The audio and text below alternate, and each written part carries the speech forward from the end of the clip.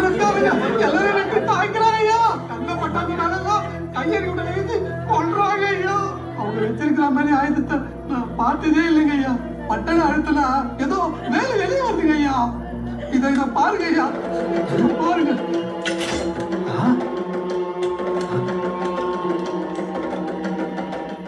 இதெல்லாம் நம்ம பக்கம் செஞ்ச மாதிரி தெரியலீங்களே. ஆமா, இதெல்லாம் உங்களுக்கு சப்ளை பண்ணிருக்காங்க.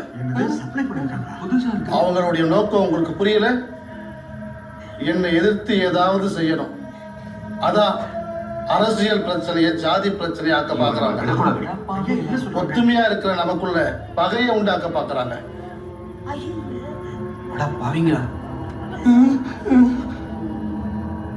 தேர்தல் வெற்றி தோல்வியில சண்டை ஏற்படுறது சகஜனாலும் அத சாதி சண்டைன்னு திசை திருப்பி தேவருக்கு எதிரா தங்களுக்கு சாதகமா பயன்படுத்திக்கிட்டதுதான் காங்கிரஸோட நயவஞ்சகத்தனம்.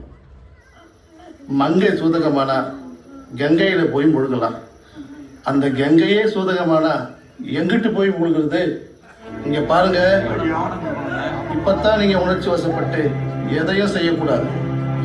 நான் பார்லிமெண்ட் செஷனுக்காக டெல்லி போயிட்டு வர வரைக்கும் நீங்க எல்லாரும் அமைதியா இருக்கணும். சரிங்க ஐயா. புரியுதுல்ல? சரிங்க ஐயா.